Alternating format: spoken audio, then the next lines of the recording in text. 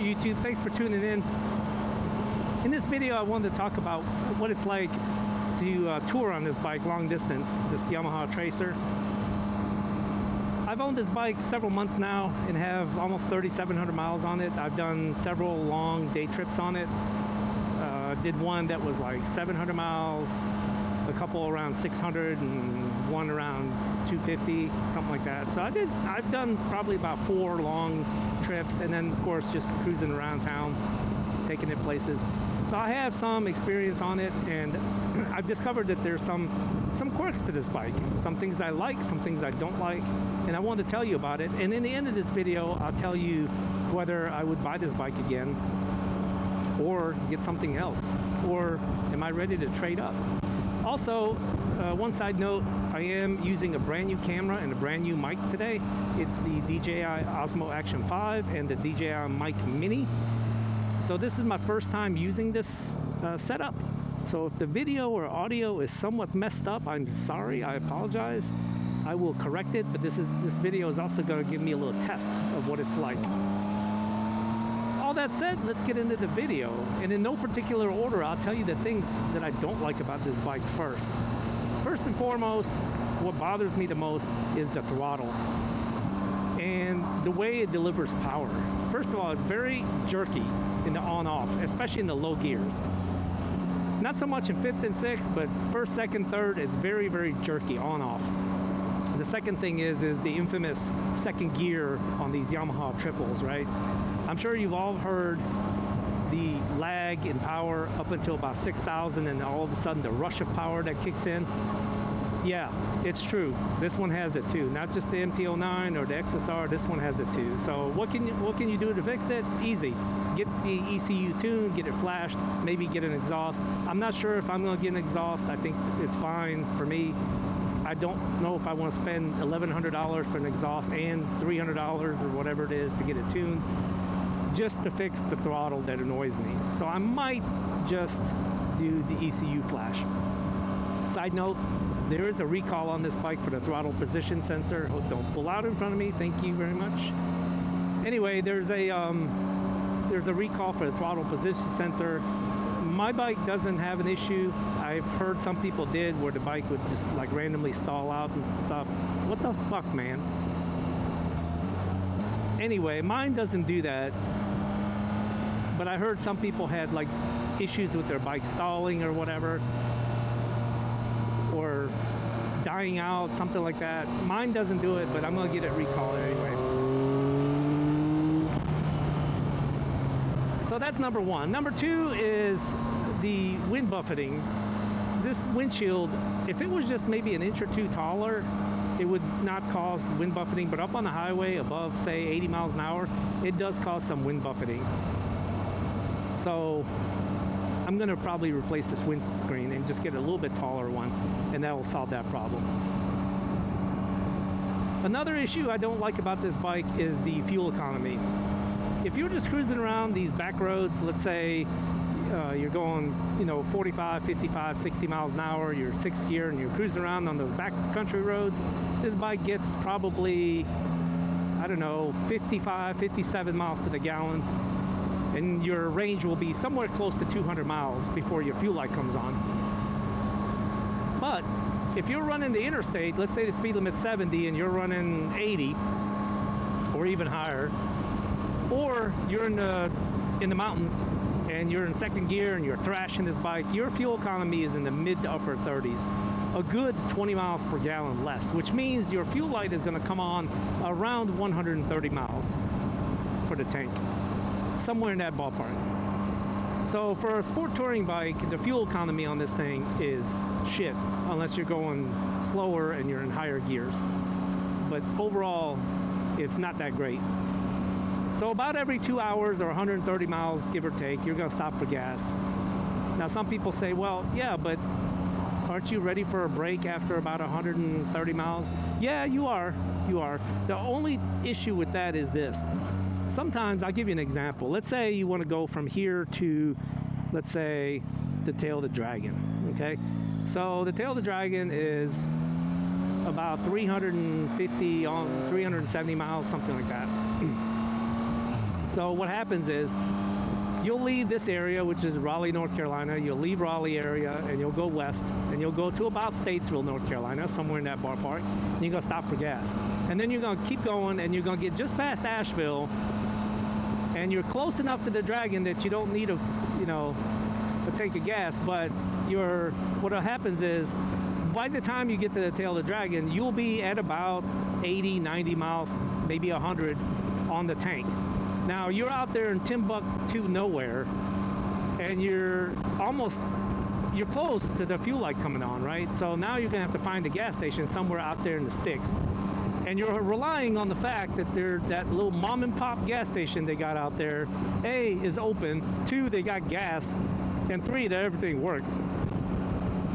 So what you end up doing is stopping before you get to the tail of the Dragon and pumping gas even when you don't need it, just to make sure that you don't end up somewhere out there with your fuel light on and the gas is like 30 miles away, right? So I think the fuel economy could definitely improve on this bike. They should do something, but I understand, it's a triple. So once it starts singing, your fuel economy also sings, get me more fuel, right? So that's kind of a sucky thing, right? Because most sport touring bikes can go 150 plus, right, before you need gas. So there's that. Other than that, this bike is great. Now, what do I like? For me, the bike is very comfortable. Some people, might think it's not. Some people might think it is. But for me personally, this bike is very comfortable. I can ride this thing sun up to sundown and not have any problems. I love the bike. It's great. It works fantastic. It's comfortable. Wind buffeting a little bit on the highway, but again, it's not unbearable. The power is great. It's not, amazing. It's not going to blow your socks off, but it's plenty to have fun with. You will smile. If you get into the twisty roads, you're gonna have a great time. The handling on this bike is great. It's got electronic suspension. I did tighten up the preload on the front and the back. I felt that out of the box, out of the crate. Off the showroom floor, it was set a little bit soft, but once I dialed it up a little bit to my liking, now it's perfect. It handles great.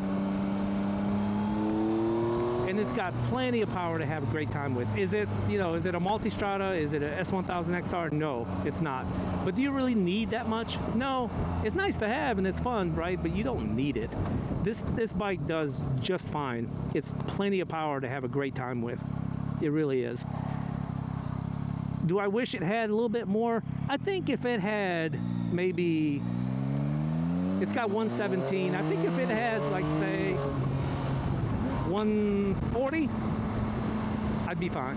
Like, that would be fine. Like, another 20 to 25 horsepower would be fine. Maybe 5 more foot-pounds of torque or something like that. Maybe low to mid-70s. Instead of 68, maybe give it 75. So give me 7 more foot-pounds of torque and about 20, 25 more horsepower, and this bike would be amazing. That would be fine. The tires are great. They're the Bridgestone T32s, Battle Axe T32s, and I've never had these tires, and I was a little skeptical. I was like, this is gonna be some cheap ass tire. Honestly, it's fantastic. It grips like hell. It's absolutely amazing. I would probably replace them now with the T33s. Another cool thing about this bike is that it has backlit switches. I didn't know that. Nowhere in any article or any pamphlet or website did I know that this bike had it. I probably just missed it. Maybe they say it somewhere, but I didn't see it. So it has backlit switchgear. So at night you can see all your switches. It's really cool. The cornering headlights, they're okay. You don't really notice them. They do come on, and you might catch it, in the dark. That when you lean the bike, it'll just light up a little bit more. It's not great. If you're not really paying attention, you're not going to notice it. So it is what it is. The other cool thing about this bike is the radar cruise control. The radar adaptive cruise control, you can just set it and it'll keep a distance, and you can adjust how close you can get to the car. And it's great because you can just let go of the wheels or the handlebars. I don't suggest it, but you can let go. You can take your hand off or rest your hand for a bit, and it'll hold the speed no matter what. So it's really cool. I didn't think I would like it. I thought it was like, do you really need that? It sounds gimmicky and just more money. But honestly, once I had one, it's really cool. It really is. The bike is comfortable. Miss RSP4 wants to go riding on it, but she wants a top box so she can lean back against it. So that's coming real soon. The storage is plenty of storage. You can carry stuff around, although I must say that the side cases, they're kind of a weird shape, so to get a helmet in there you have to put it like upside down in a certain way to get it to fit, just because of the angle of the box. It's fine, it's cool, but I'm just letting you know you're not going to be able to stuff it in there any old way, but it will hold a full face helmet, so that's cool. And then let me see what else. I think we talked about pretty much everything. Oh yeah, the quick shifter. The quick shifter is weird. 99% of the time it works fantastic, but every once in a while, and this is literally every once in a while, it will, every once in a blue moon, thank you so much, sir. Every once in a while, when you're on the gas really, really hard, it will not want to shift up. So what you have to do is either manually shift it with a clutch, or just give it a blip, get off the gas for just a quick second, not even fully off the gas, just ease off the gas for just a second, split second, like literally just blip it, and then it'll catch. So I think there's like maybe just like a programming issue or something like that. And it, like I said, it only does it once in a while. So when I did my full day ride, I think maybe 3 times throughout the day it did it. So it's not a big deal, but just worthy of noting. Other than that, 99% of the time the quick shifter is flawless. I've never heard anybody else talk about it, but hey, it happened to me, so but just letting you know. And like I said, it hasn't done it today. I've been riding around for a couple hours and it hasn't done it today, so there you go, it's flawless. Like I said, the bike is great. Would I buy this bike again? Yes and no. If I don't have a whole lot of money laying around, burn a hole in my pocket, I would buy this one because it's great for what it is, and the price and all the features it has. It has everything I need. It does everything I need. It handles great. It's a great bike. Would I buy it again? Yes. Now, if I had more money that was, bulging in my pocket and I didn't know what to do with it, yeah, I would probably buy the BMW. I'd probably buy either the GS or the RT, not the new RT, that thing's ugly as sin, but the older RT, or I would get an S1000 XR, the blue one. Not the M1000, but the S1000, so I can have luggage. That's probably the bike I would get, the S1000 XR, just because it's more sporty, it's fun, it's light, it's fast, but it doesn't have that low-end torque like the other Beamers, so who knows? Maybe I'd take one for a ride and then decide. But anyway, that's another story. So yeah, I would buy this bike again, absolutely. For the price you pay, you just can't beat it. I mean, you're getting all the goodies, all the features on it that you want and need without paying ridiculous amount of money, and you're getting the Yamaha reliability. I mean, let's face it, Yamaha is a very, very reliable bike. Are they perfect? No, they're not perfect, but are they great? Yeah, they really are. So I would suggest, if you're looking for a bike, get a Tracer, save yourself a bunch of money and get a Tracer. You'll love it. If you haven't ridden one, you need to go take it for a ride. And then the only thing you really got to do is just get the ECU flash to get rid of that throttle issue.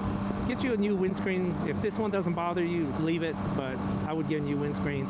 And get a top box, so if you have the missus on the back, she can lean back against something and just be more comfortable. Other than that, this bike is great, and I don't think you'd really need anything more. I really don't. And when I talked about the power, I mean, it's got plenty of it. Trust me, it really does. It's only when you get above about 100 that you wish you had more. But it pulls very hard, and it gets up to speed really quick. That wasn't even like full throttle, and it will go. Trust me. I promise you, this bike is plenty quick. So that being said, that's my review of the Tracer and what it's like for long distance touring. If you have any questions about it, hey, leave me a comment below. If you just want to say something about the bike, leave it below, and we can talk about the bike. Anyway, thank you so much for watching. I really appreciate it, and we'll catch you on the next video. Thank you again.